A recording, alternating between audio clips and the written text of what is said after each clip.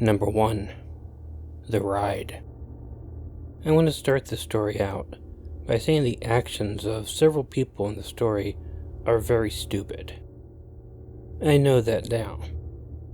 I didn't really know it at the time because it was just the way people acted. But I wanted to get that out of the way so we don't dwell on it. I absolutely know the actions were dumb. My dad was one of those people who frequently got together with family, and he was obsessed with living in the country. We hadn't lived in it for most of my life, even though we visited it all the time.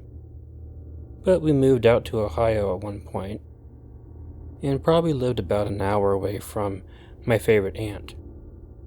But when my dad would take the family to go visit, he and my uncle would tend to get really drunk.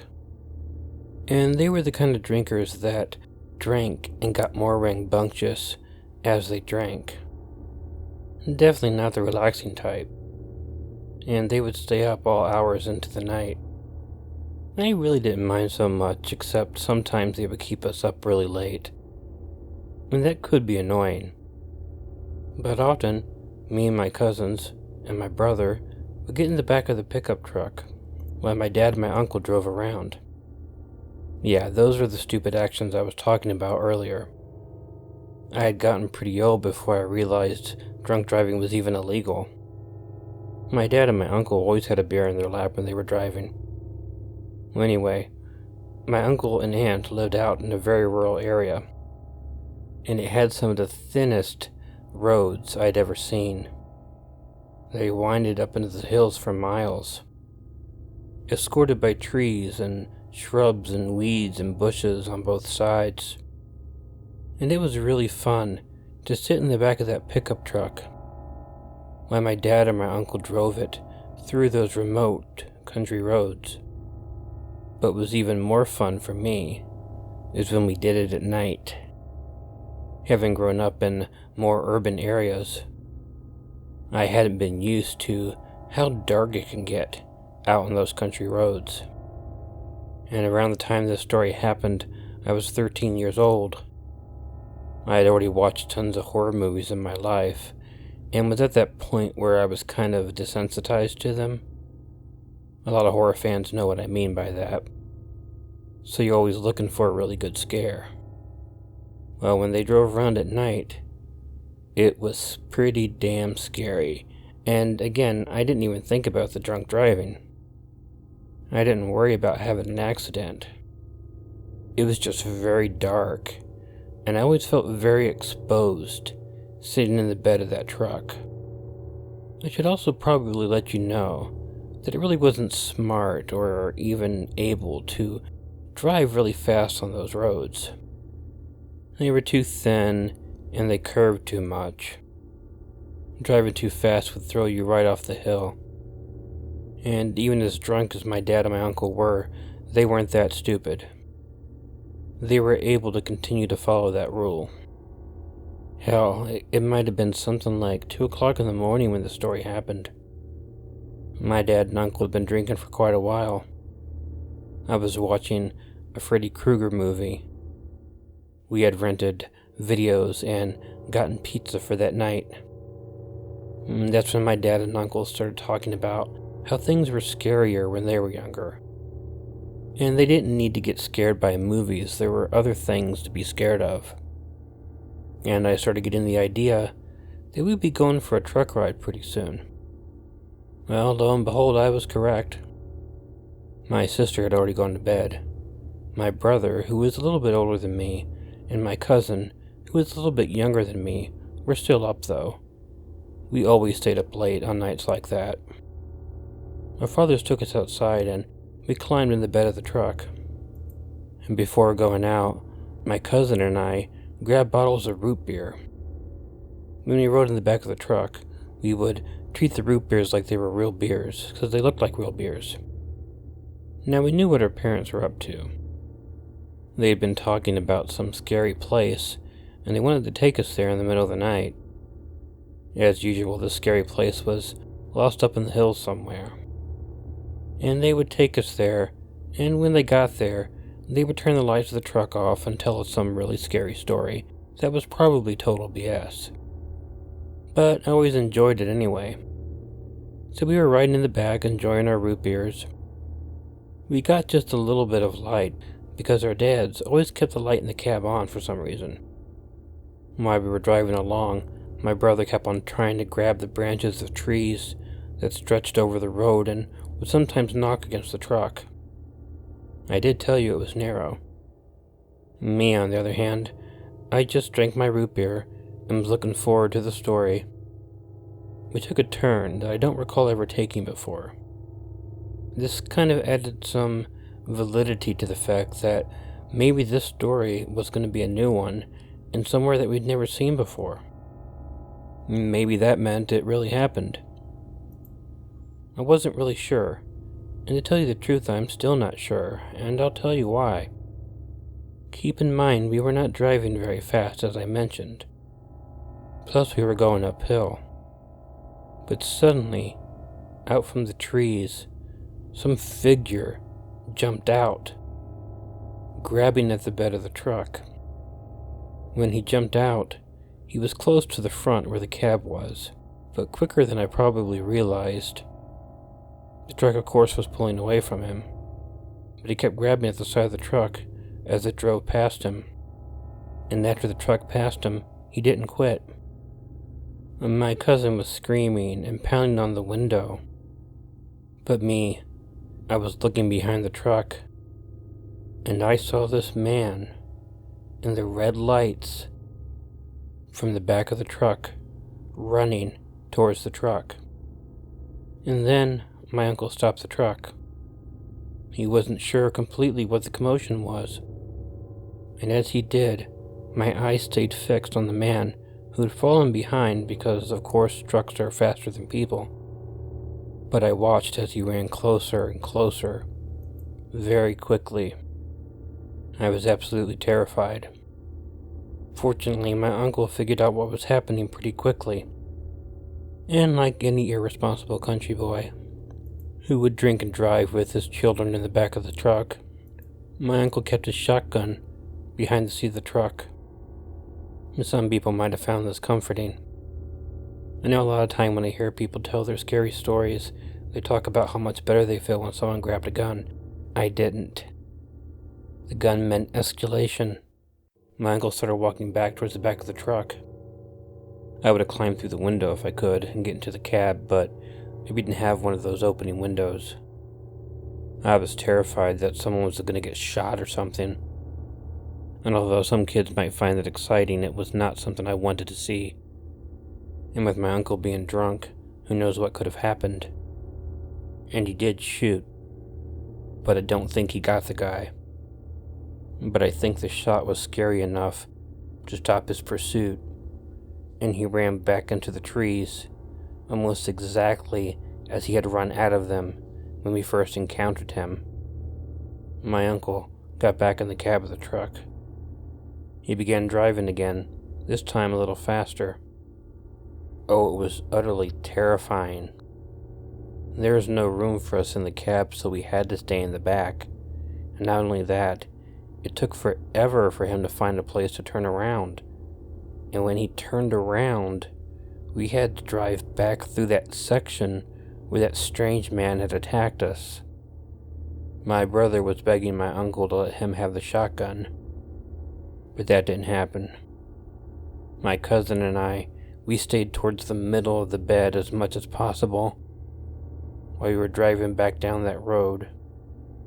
Every minute, every moment, I expected that man to jump back out at us.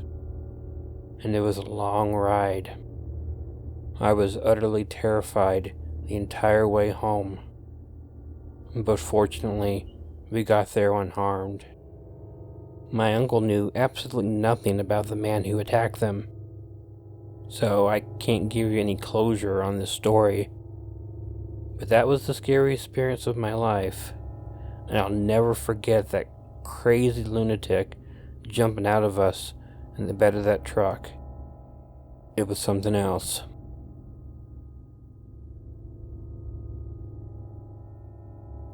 Number 2. camping. This happened around the time I was about 14 or 15 years old. It was about late summer at the time. I remember being out of school, but knowing that school was about to start not too long in the future. I, of course, wanted to get as much as I could out of the time I had left. My cousin Luke and I decided to go camping. We usually did this several times during the summer, and knowing the way things went, this would probably be our last time. We camped in the area around my house. My house was surrounded by acres and acres and acres of woods and hills, so there was always plenty of places for us to camp in. We were going to be gone for a few days. Hoped to get some good fishing in too. We came across a pretty decent creek, and we set up our camp there. Now, even if we weren't cousins, we had no hang-ups about sleeping in the same tent together. We actually liked it because it gave us a chance to talk and tell freaky stories to each other at night until we fell asleep, usually not even remembering when we fell asleep. Well, of course, also talking about girls, but we did that everywhere. The first couple nights that we were there was nothing unusual about anything that happened. We did our fishing, we told our stories, we had a campfire. We did a little bit of hiking here and there. Mostly we just enjoyed nature. But on the third night, something different happened. Now, as I said before, me and Luke camped all the time, so we're really used to what it's like to be out in the woods. We're used to what noises there should be and what noises there shouldn't be. And the first 2 nights, all the noises we heard were noises that should be. But on the third night, we started hearing some noises that definitely shouldn't be. We heard walking around the area, and trust me, we were skilled enough at our hearing to tell the difference between a deer and a human being. Whoever was walking around was a person. At first we thought, we'll just stay in the tent, not let it worry us. It's probably some hiker out there trying to find a place or get back to his own camp. Although this was kind of a silly thought, since technically we were trespassing. This was not approved camping grounds or anything like that. This was private property. So of course we assumed that maybe the owner of the property or someone who worked for him was out there, and we were about to get in a lot of trouble. However, that also seemed a bit odd since it was pretty late at night, and it seemed strange that anybody would be policing the area for the owner at that time of night. As I mentioned, my cousin and I like to stay up late, so we turned our light out and tried to be as quiet and inconspicuous as possible. We did a pretty good job of it, I think, but the sound didn't go away.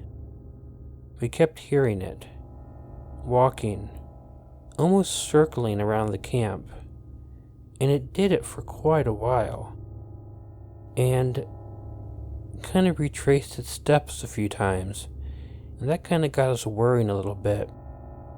And I was a year older than Luke, so I thought maybe I should go out there and see who was there.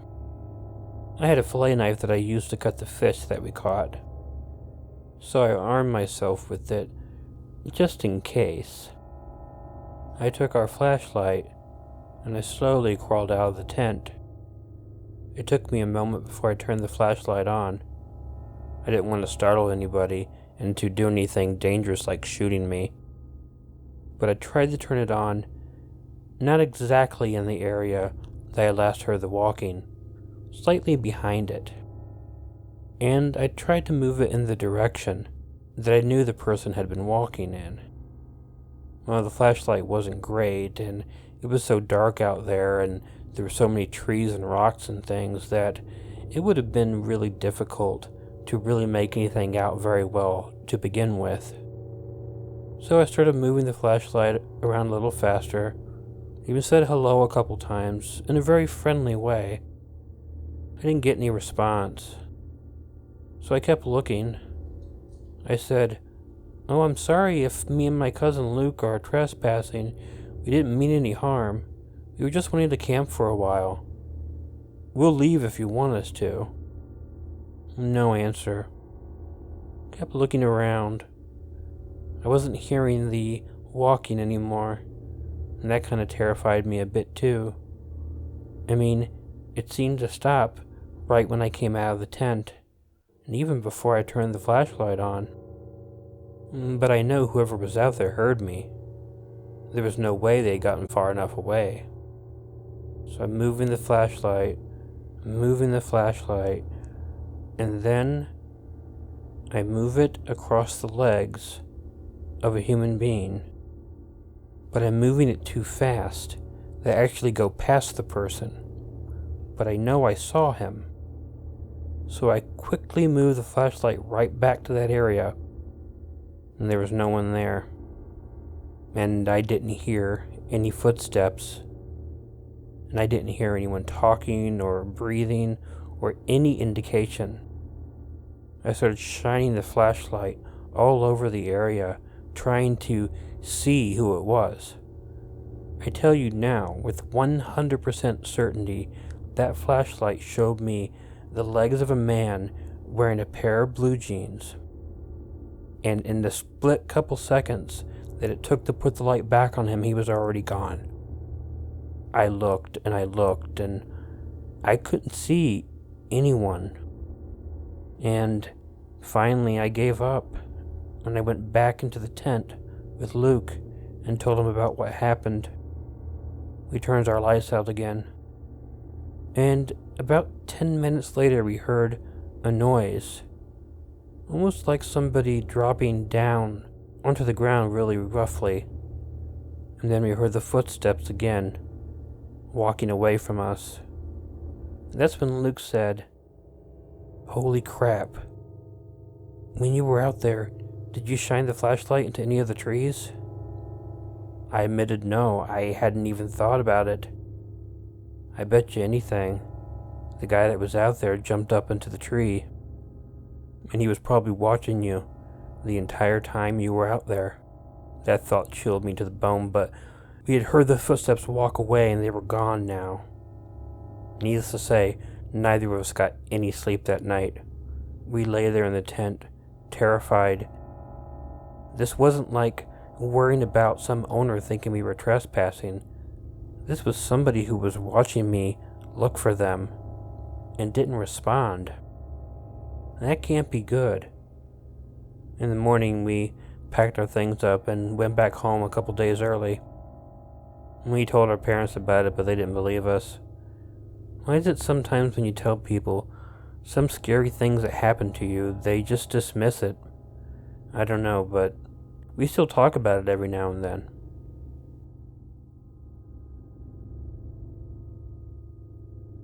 Number 3. The touch. Slowly rousing from a deep sleep, I notice that it is still completely pitch outside. There is not a sound. Not even my own brother's heavy breathing from across the room. I get the feeling that there is something not quite right about what woke me up or what is happening, but I guess I'm just not awake yet to know what it is. Better to stay still and wait and see what happens. I must have fallen asleep again because now I'm struggling again to wake up after feeling something touch my arm. Instinctively, I go into a complete and total shutdown, possum style. I imagine my breathing is totally undetectable, despite a heart rate that would put Pete Best to shame. I tell myself that whatever touched me can't hear it. In fact, it can't even hear my mind screaming, "Run away, run away," or else it would have finished me off already. So no, I'm not going to be the one to bolt and tip it off by any sudden movements. I'm not that stupid. My 8th grade vice principal's voice butts in. "Hey, Mankowski," he always called me that. "Is it really because you want to make sure it's nothing? Or is it because you're a chicken shit coward who's too afraid to move?" "I'm not scared," I tell him. "I'm just curious." "Yeah, sure I am." Oh God, there it is again. It's touching. It's tapping my arm, just under the funny bone. But this ain't funny. I can feel it. It feels like it could be a spider, like a brown recluse biting me and pumping me full of dermonecrotic venom. Or worse, a tick, filling the surrounding tissue with anticoagulant before it gluts itself on my typo plus blood, and then fills me full of who knows what kind of parasites to grow and multiply inside my heart, or my brain, or my large intestines, or my large...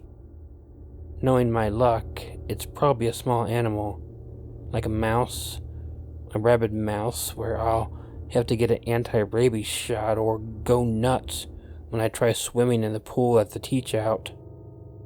God, I almost moved to swat it. Do you think it noticed?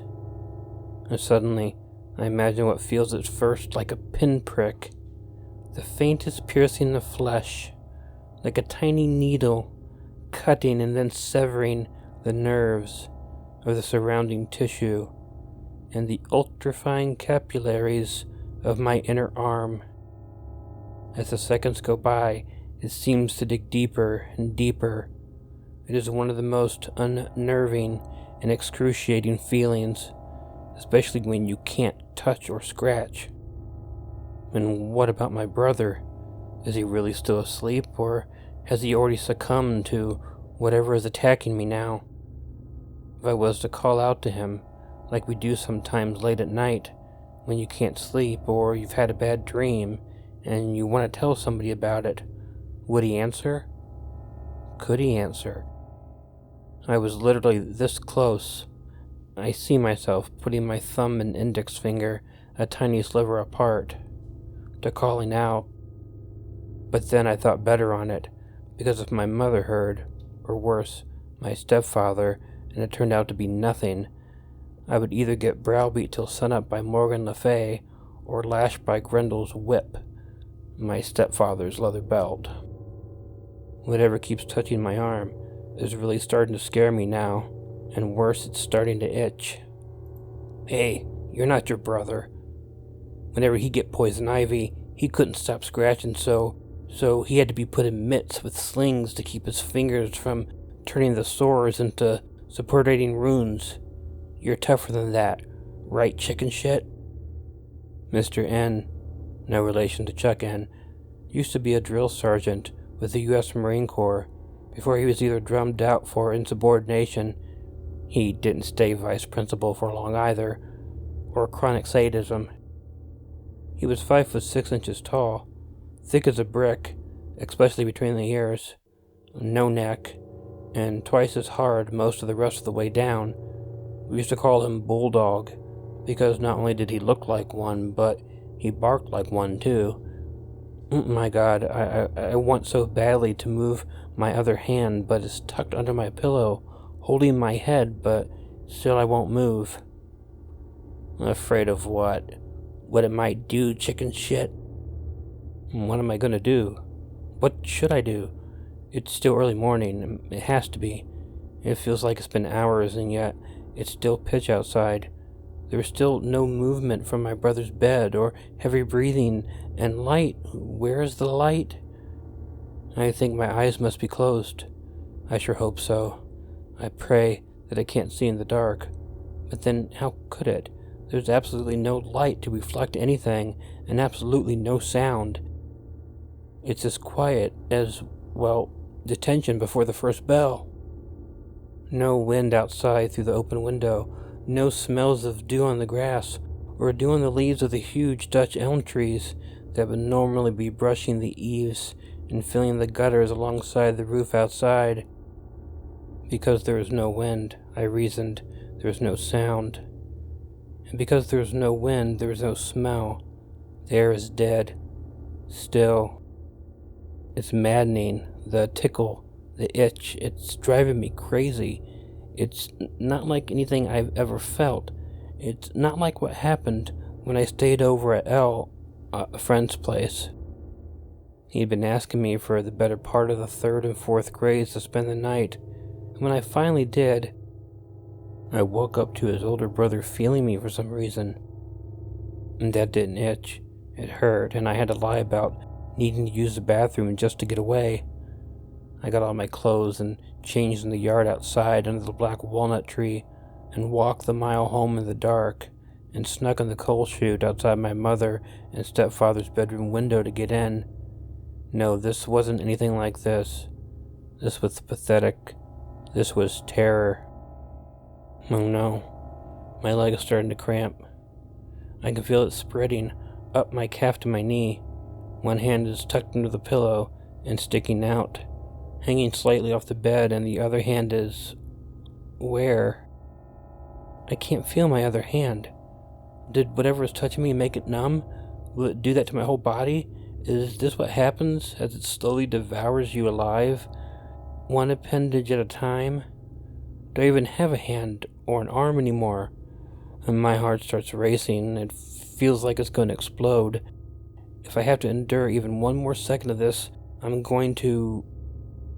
I must have slept again because, opening my eyes, I just detect a faint ray of sunlight on the wall beside my bed, the tiniest sliver of hope.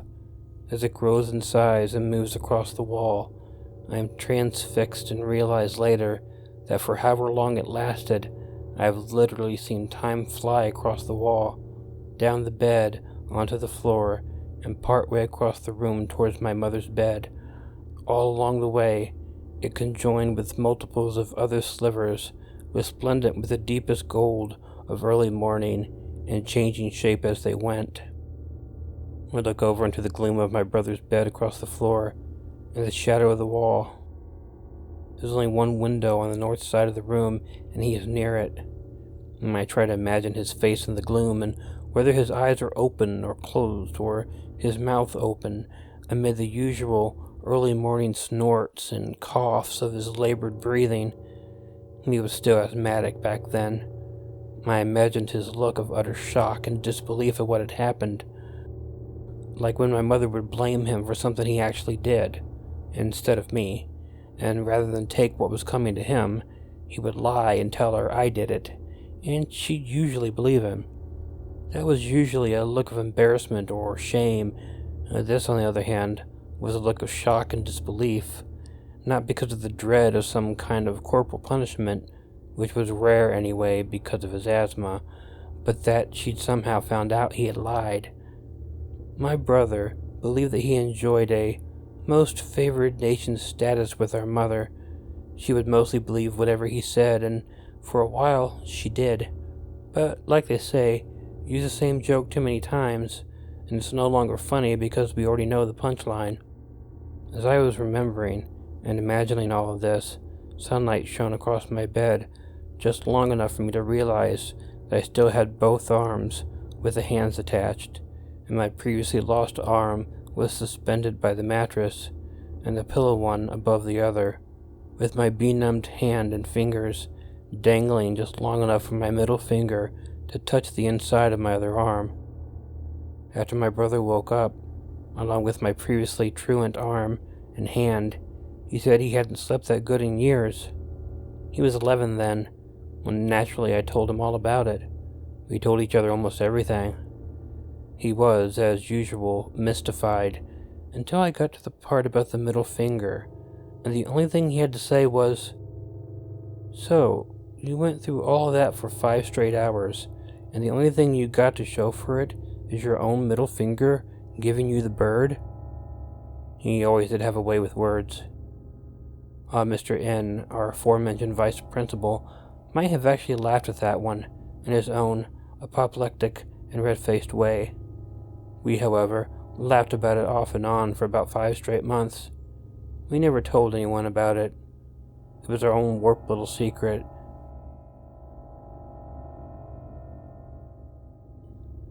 Hey y'all, Killer Orange Cat here.